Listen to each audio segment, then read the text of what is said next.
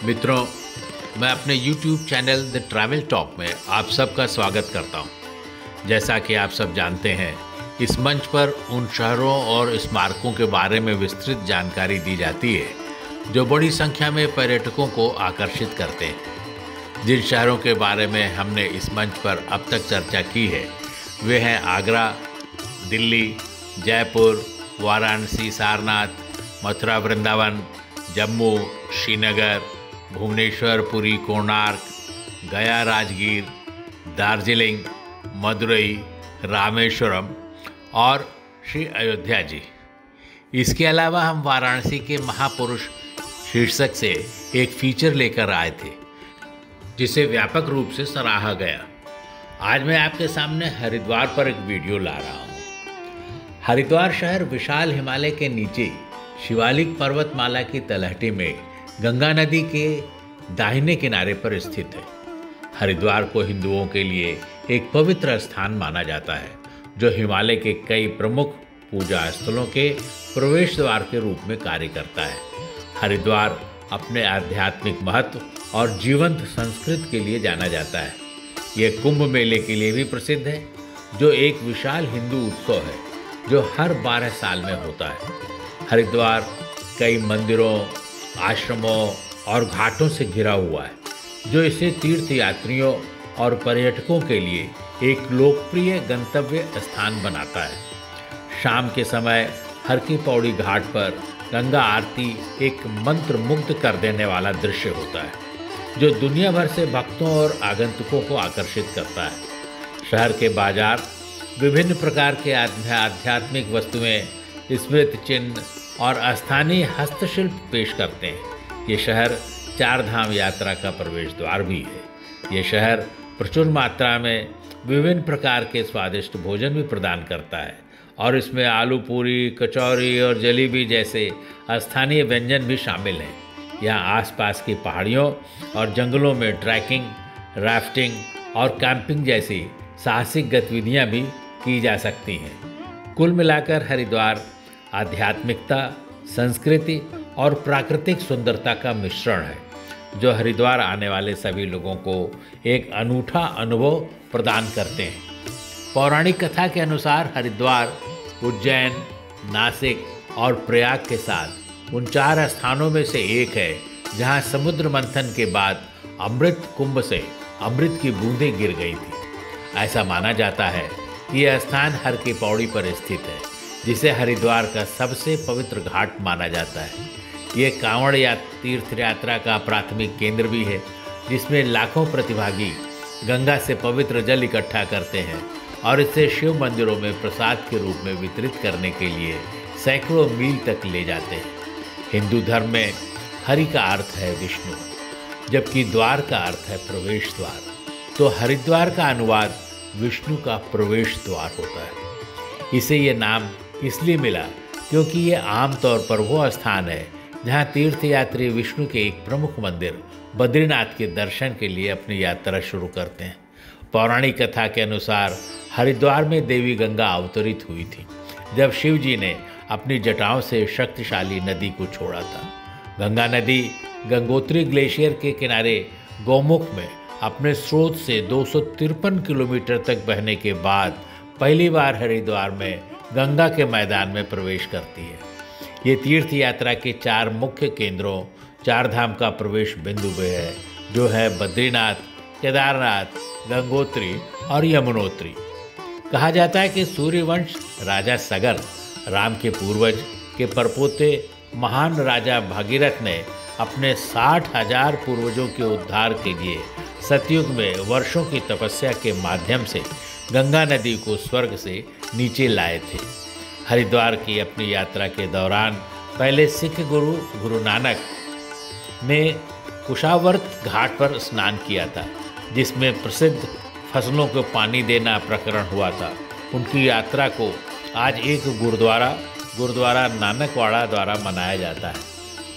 ये शहर आयुर्वेदिक दवाओं और हर्बल उपचारों के एक महान स्रोत के रूप में लंबे समय से अपनी स्थिति रखता है, जिसमें गुरुकुल कांगड़ी विश्वविद्यालय भी शामिल है जिसका एक विशाल परिसर है और ये 1902 से अपनी तरह का पारंपरिक शिक्षा भी प्रदान करता रहा है।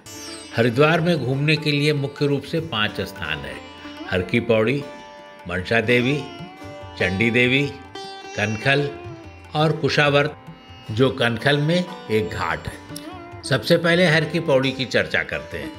हर की पौड़ी गंगा नदी के तट पर एक घाट है और हरिद्वार शहर का ऐतिहासिक स्थल। ऐसा माना जाता है कि यही वो सटीक स्थान है जहाँ से गंगा मैदानी इलाकों में प्रवेश करती है। ये घाट गंगा नहर के पश्चिमी तट पर है, जिसके माध्यम से गंगा को उत्तर की ओर मोड़ दिया जाता है। हर की पौड़ी वो क्षेत्र भी है जहाँ हजारों तीर्थयात्री एकत्रित होते हैं और हर 12 साल में लगने वाले कुंभ मेले और 6 साल में लगने वाले अर्ध कुंभ मेले के दौरान जो उत्सव होता है उसमें शामिल होते हैं। ऐसा माना जाता है कि वैदिक काल में भगवान विष्णु ने हर की पौड़ी में ब्रह्म कुंड का दौरा किया था। ऐसा कहा जाता है कि राजा विक्रमादित्य ने इसे पहली शताब्दी ईसा पूर्व में अपने भाई भर्तृहरि की याद में बनवाया था, जो यहाँ गंगा के तट पर ध्यान करने आए थे। हर की पौड़ी के भीतर एक क्षेत्र जहाँ शाम को गंगा आरती होती है और जिसे सबसे पवित्र माना जाता है, उसे ही ब्रह्मकुंड के रूप में जाना जाता है। हर की पौड़ी घाट पर हर दिन सैकड़ों लोग गंगा के पानी में डुबकी लगाते हैं।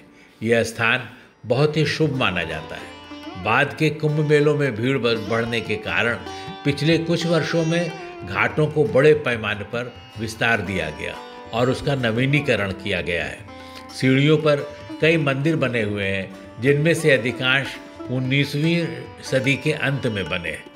प्रत्येक शाम को सूर्यास्त के समय हर की पौड़ी के पुजारी एक पुरानी परंपरा के अनुसार गंगा आरती करते हैं। रोशनी और दिए को पानी में प्रवाहित करने के लिए स्थापित किया जाता है। गंगा आरती गाने के लिए गंगा नदी के दोनों किनारों पर बड़ी संख्या में लोग इकट्ठा होते हैं। उस समय पुजारी अपने हाथों में बड़े अग्नि दीपक रखते हैं। घाट पर स्थित मंदिरों में घंटियां बजाते हैं और पुजारियों द्वारा प्रार्थना की जाती है। लोग आशाओं और इच्छाओं के प्रतीक के रूप में पत्तियों और फूलों से बने दीप गंगा नदी में प्रवाहित करते हैं। हालांकि कुछ विशेष मामलों में, जिससे ग्रहण पर गंगा आरती के समय में तदनुसार परिवर्तित कर दिया जाता है। दूसरा स्थान है मनसा देवी मंदिर। मनसा देवी मंदिर पवित्र शहर हरिद्वार में देवी मनसा देवी को समर्पित है।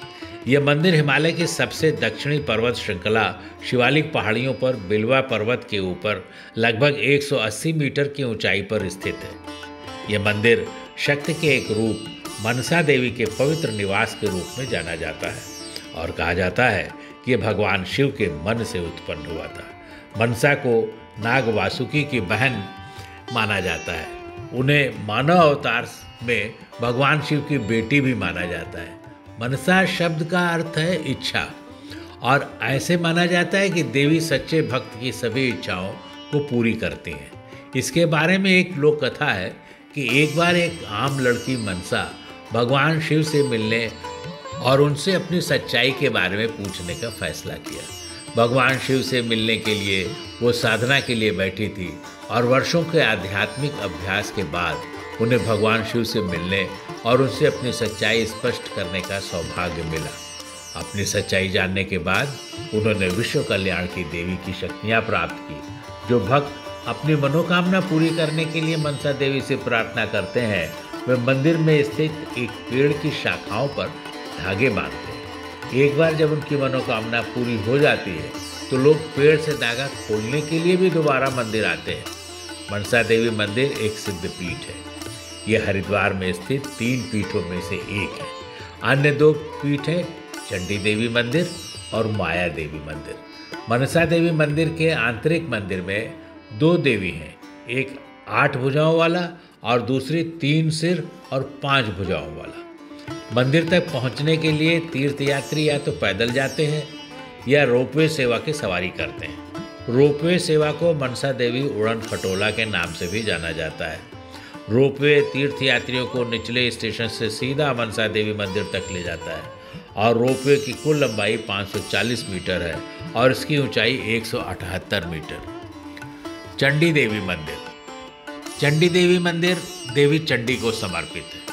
यह मंदिर शिवालिक पहाड़ियों के पूर्वी शिखर पर नील पर्वत के ऊपर स्थित है। चंडी देवी मंदिर का निर्माण 1929 में कश्मीर के राजा सुचत सिंह ने अपने शासनकाल में करवाया था। हालांकि कहा जाता है कि मंदिर में चंडी देवी की मुख्य मूर्ति 8वीं शताब्दी में आदि शंकराचार्य द्वारा स्थापित की गई थी। चंडी देवी मंदिर को भक्तों द्वारा सिद्धपीठ के रूप में अत्यधिक सम्मानित किया जाता है। देवी चंडी, जिन्हें चंडिका के नाम से भी जाना जाता है, मंदिर की प्रमुख देवी। चंडिका की उत्पत्ति की कहानी में कहा गया है कि बहुत समय पहले राक्षस राजा शुंभ और निशुंभ ने इंद्र के राज्य पर कब्जा कर लिया था और देवताओं को स्वर्ग से बाहर निकाल दिया था। देवताओं की गहन प्रार्थना के बाद पार्वती से एक देवी प्रकट हुई। देवी एक अत्यंत सुंदर स्त्री थी और उनकी सुंदरता से आश्चर्यचकित होकर शुंभ ने उनसे विवाह करने की इच्छा की। मना करने पर शुंभ ने उन्हें मारने के लिए अपने राक्षस प्रमुखों चंड और मुंड को भेजा। उन दोनों को चंडिका के क्रोध से उत्पन्न हुई देवी चामुंडा ने मार डाला था। उसके बाद शुंभ और निशुंभ ने मिलकर चंडिका को मारने की कोशिश की, लेकिन वे दोनों मारे गए। देवी कहा जाता है कि इसके बाद चंडिका ने नील पर्वत की चोटी पर थोड़ी देर के लिए विश्राम किया था और बाद में इस किंवदंती की गवाही देने के लिए यहाँ एक मंदिर बनाया गया था। इसके अलावा पर्वत श्रृंखला में स्थित 2 चोटियों को शुंभ और निशुंभ कहा जाता है। यह मंदिर हर की पौड़ी से लगभग 4 किलोमीटर की दूरी पर स्थित है। मंदिर तक पहुँचने के लिए या तो चंडी घाट से 3 किलोमीटर के ट्रैकिंग मार्ग का अनुसरण करना पड़ता है या रोपवे या केबल कार सेवा द्वारा मंदिर तक पहुँचा जाता है। रोपवे तीर्थ यात्रियों को गौरी शंकर मंदिर के पास स्थित निचले स्टेशन से ले जाता है। चंडी देवी मंदिर 9,500 फीट की ऊंचाई पर स्थित है। रोपवे मार्ग की कुल लंबाई 740 मीटर है। रोपवे से गंगा नदी और हरिद्वार शहर का सुंदर दृश्य दिखाई देता है। सामान्य दिन में मंदिर सुबह 6 बजे से रात 8 बजे तक खुला रहता है। मंदिर परिसर में चमड़े का सामान, मांसाहारी भोजन और मादक पेय सख्त वर्जित है। कनखल हरिद्वार का एक छोटा सा इलाका है। इसका उल्लेख वायु पुराण और महाकाव्य महाभारत में मिलता है। यह हरिद्वार के भीतर पंच तीर्थ में से एक है। अन्य स्थानों में जैसा पहले कहा था, हर की पौड़ी, मनसा देवी मंदिर, चंडी देवी, कनखल में कुशावर्त के घाट। कनखल दक्षेश्वर मंदिर, मां आनंदमयी आश्रम और कई अन्य आश्रमों और 19वीं शताब्दी में हिंदू तीर्थ यात्रियों द्वारा बनाई गई उत्कृष्ट दीवार चित्रों वाले पुराने घरों के लिए जाना जाता है। यहाँ पवित्र ऋषि सनत कुमार ने तपस्या की थी। कनखल का उल्लेख 3री शताब्दी ईस्वी के शास्त्रीय संस्कृत कवि कालिदास की कविता मेघदूत में भी मिलता है। जब पहले सिख गुरु नानक देव 1504 में हरिद्वार का दौरा किया था, तो बैसाखी के दिन वे गढ़वाल में कोटद्वार के रास्ते कनखल की यात्रा पर आए। कनखल का उल्लेख स्वामी विवेकानंद की शिष्या सिस्टर निवेदिता की यात्रा के वृत्तांत में भी मिलता है। उन्होंने उल्लेख किया था कि हरिद्वार के लोकप्रिय होने से बहुत पहले कनखल शिक्षा और तीर्थ यात्रा का केंद्र था। विभिन्न संप्रदायों के विभिन्न मंदिरों और आश्रमों का घर होने के अलावा कनखल में कई पुरानी हवेलियां भी हैं। अधिकतर पिछली शताब्दी में निर्मित है। वे अपने भित्ति चित्रों और हवेली वास्तुकला के लिए जानी जाती हैं और रियासतों और जमींदारों द्वारा बनाए गए कनखल में स्थित कुछ महत्वपूर्ण स्थान हैं, जैसे दक्षेश्वर महादेव मंदिर। कनखल प्राचीन मंदिर दक्षेश्वर महादेव मंदिर के लिए जाना जाता है। वर्तमान मंदिर का निर्माण रानी धरकौर ने 1810 ईस्वी में करवाया था और इसका पुनर्निर्माण 1962 में किया गया था। मंदिर के बगल में गंगा पर दक्ष घाट है और पास में है नीलेश्वर महादेव मंदिर।